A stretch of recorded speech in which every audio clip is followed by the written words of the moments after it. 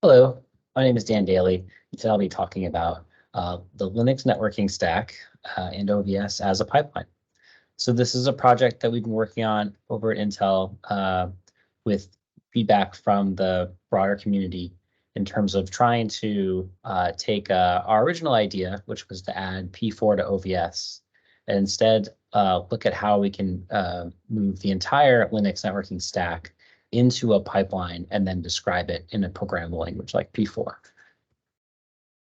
And so to go back to the fundamentals of what we're doing inside of OVS, we are all very familiar with how flows are handled, and OpenFlow is the basis of OVS today. And we started with the exact matches, and then we moved to mega flows. And this serves us very well. It's a very general purpose engine for putting these flows into the data plane.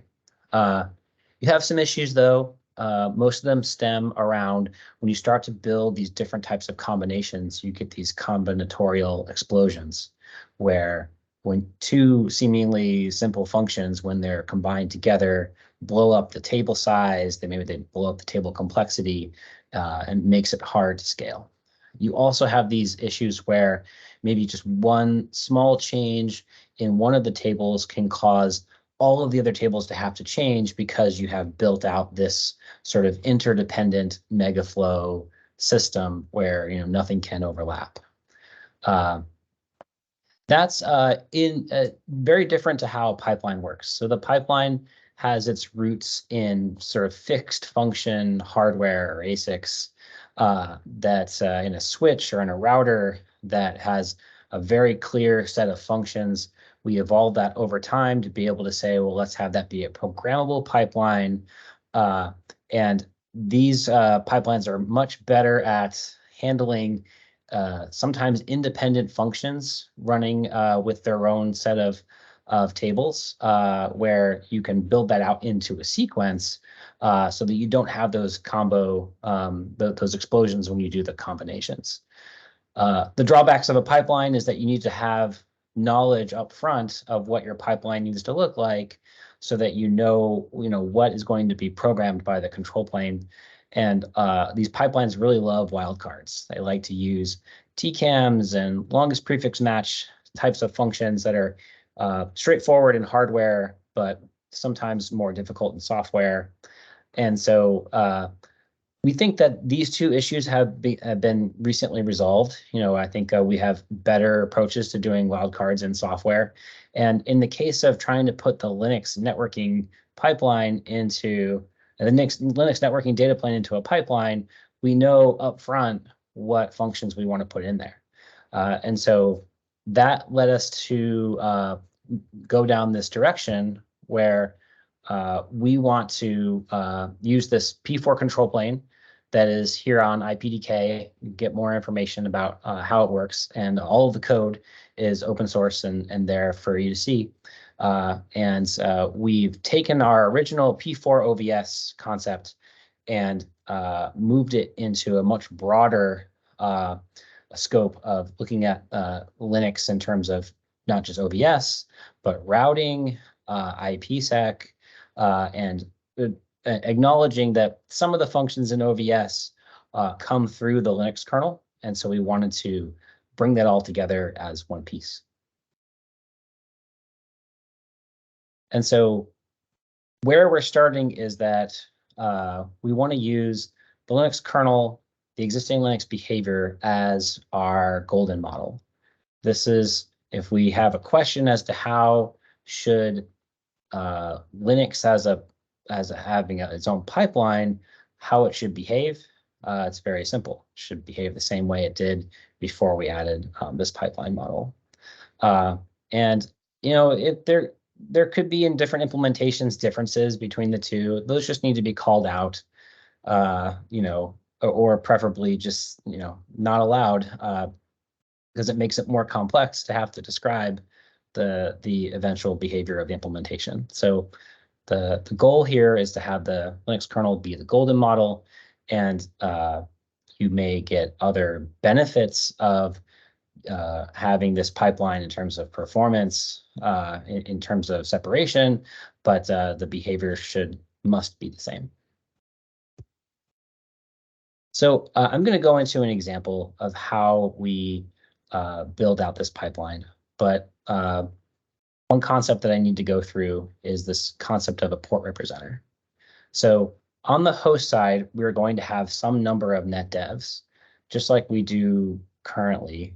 And these net devs get connected into VMs, containers. Maybe there's an app just running on the bare metal host that needs to attach to the network. These net devs work like the kernel does before. These net devs can also be passed into a VM, and they work exactly the same way. And then inside this port representer space, we're going to have, for each of the host net devs on the left, we're going to have a port representer that we use to say, if some traffic needs to be trapped to this Linux control plane because the coprocessor can't handle it, the fastpath can't fully process that packet, we're going to trap those packets into these port representers. And so those are represented in blue. And then on the network side, we're going to have another whole host of port representers that are going to also have a similar relationship to what's on the host, but they're going to be network facing. So there is a net dev on the host where all the traffic that isn't going to a VF or a VLAN or a bond that came in on port 0, came in on the physical uplink 0, there's going to be a net dev for the packets that are trapped on the network side and trapped into the Linux control plane. So if you can think of, if we're putting sort of a bump in the wire in between the net devs on the host and the network, we sort of have to, there's a doubling that happens where we want to move the networking that's on the host. We want to move it either to a different place on the host or maybe onto a different system altogether. And that causes this doubling where we have to have two sets of representers. And that will also be reflected in our OVS bridge configuration. So here I've tried to color code each of the different interfaces. And when you go to start to set this up in OVS, it'll look very similar, except we're not going to use the net devs from the host like we normally do on OVS when OVS is sort of monolithically integrated with the host control plane. Instead, we're going to take these representers and build bridges out of them. So I'm going to take a simple example where what I want to do is I have created some number of 2-port bridges. This is not a restriction. You could have a bridge with any number of VXLAN tunnels and host ports and VF ports and whatnot. You can mix this up as much as you want. But in this simple example, if a packet came in on VXLAN 1000, it will be bridged in bridge 100, and then it will be sent to the VLAN 100 on the host. And so to set this up in the Linux control plane, I take the blue port representers and the yellow network port representers, put them in a bridge, and this gives me that mapping, that connectivity. So when a packet is known and comes in on VXLAN 1000, I know the DMAC, I know where it's supposed to go, and I know that the SMAC has already been learned. I just forward it directly, not shown in this picture, to the gray net dev shown in the previous slide. Now, if a packet comes in on VXLAN 1000 and is unknown, or the SMAC hasn't been learned yet on bridge 100, then I will trap it to the Linux control plane, and then I will have Linux process that packet. I'll have OVS process that packet exactly how it would have before. And I'll show in a little bit of how we made a patch to OVS such that as those unknown packets pass through, if we learn a new association of a MAC to a port, when that port can be a physical port or a tunnel or a port with a VLAN, things like that, then that association will be pushed into the data plane using P4. So you can see in this example, what you end up getting is you'll start learning MAC addresses across these bridges. You'll start populating ARP and ND tables to be able to associate, for example, the IP address of that VXLAN tunnel with the MAC address that's been learned. So you'll start to build out the overlay networking in the Linux control plane, and then start to populate through OVS MAC addresses in each one of these bridges. And the OVS configuration kind of looks like this. And it's sort of busy. But what you can see is that the same, what I just showed in the earlier picture is now here as OVS configuration. And here I am using only port representers in this case to be able to wire up the Linux control plane so that when a packet isn't fully forwarded by the P4 pipeline, it gets popped up into OVS just like it used to before on physical NetDevs, but now I'm using these port representers instead, again, to get that folding effect where I've popped up I've separated out the control plane from the data plane. And you can do the same configuration, not just for VXLAN and VLANs, but you can do it for physical ports, VFs. You can put VLANs on a VF. You can really mix it up. And you can use the same configuration to do sort of a infrastructure as a service SDN controller. So OBN could also be building out within their virtual layer 2 domains the set of VXLAN tunnels that go to each other vSwitch on that same domain. And it can have multiple VFs, multiple VLANs attached to that bridge, depending on your configuration. So the goal of this is for a SDN controller to find this very, very familiar in that, yes, we are using port representers, but from the perspective of the SDN controller, they still have their virtual bridges. They're going to populate those virtual bridges with VFs and VLANs and VXLANs in exactly the same way they did before. And the fact that we are having this new data plane in P4 is an implementation detail. Maybe it goes faster for that SDN controller, but we have we've separated out the control plane now from what's running on the host, and now that gives us an opportunity to go and optimize the data plane on underneath that P4, and that could be either in software or in hardware. And so more details on how this flow works is in that P4 control plane link I shared earlier. But what will happen is when I have that previous configuration, I am going to convert the Linux configurations and the OVS configurations into operations either through SCI, which is the switch abstraction interface, or through P4 directly. And this is so that we can take the configurations from the kernel, take the configurations from the OBS, and put them into the pipeline so that the pipeline continues to behave exactly like the Linux does. And so to walk you through the first item, we will, in our Linux control plane, create a bond, create a lag. And that will happen in the Linux control plane itself, not in the host, but in the Linux control plane. It will say, create this bond. And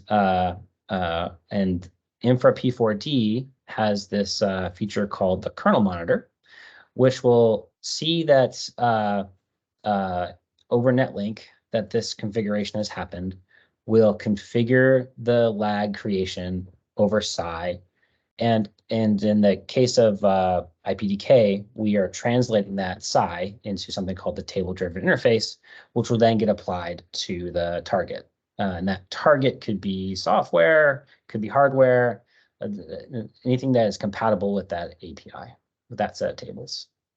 Similarly, when OVS goes and creates a table, a tunnel, it will that will get passed through to Linux, who will then create the tunnel, VXLAN, Genev, whatever. And the kernel mon, again, will listen to the netlink socket, see that that tunnel was created, call the same psi function, and then that gets converted to TDI, and then that also gets put into the target. An extra step is needed in VXLAN because when you create that tunnel, all you have is the remote IP address. Keeps it very simple.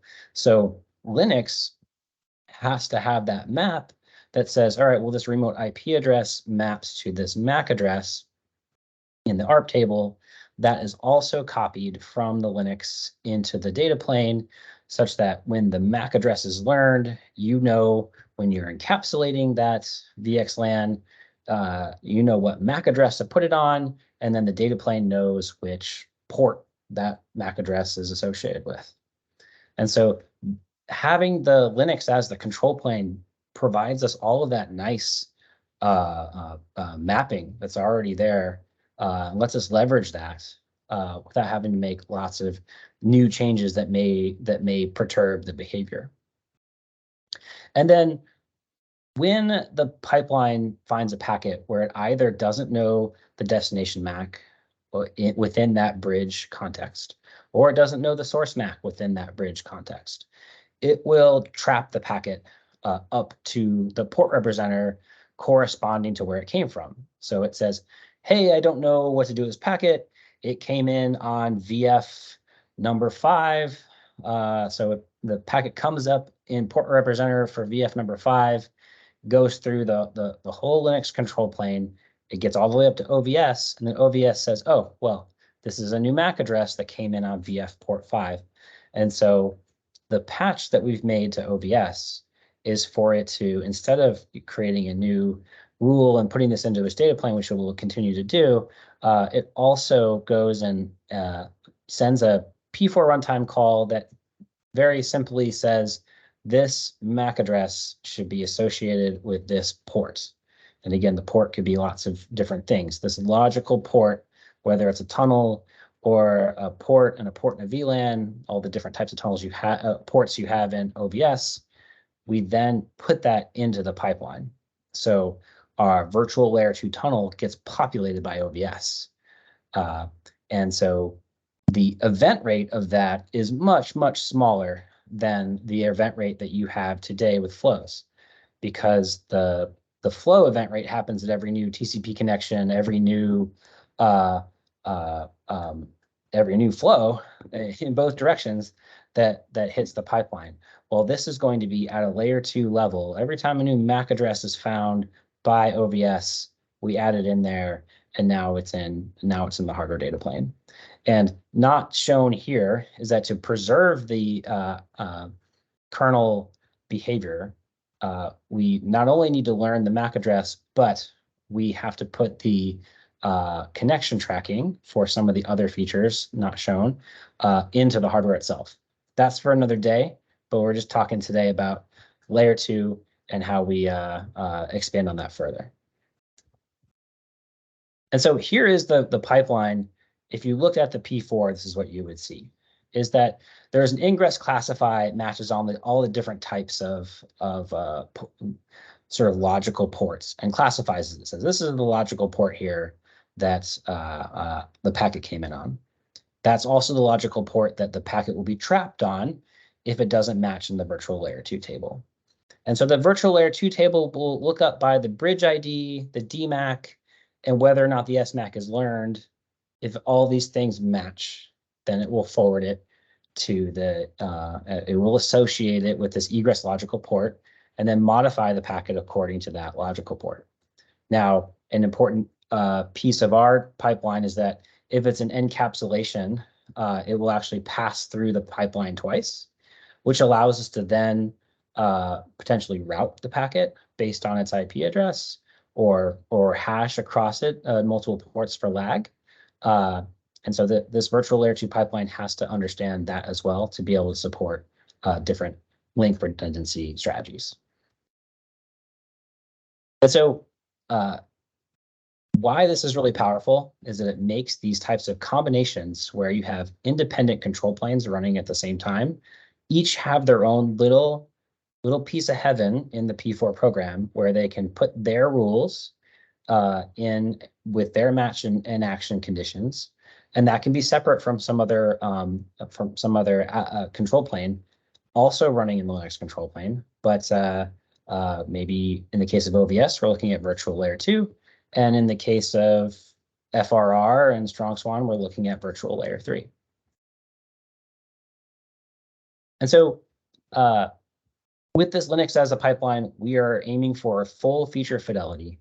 And the whole reason why we want to do these types of features is because we want to enable the capability of optimizing the data plane and also starting to offload more of these functions into a device such as an IPU.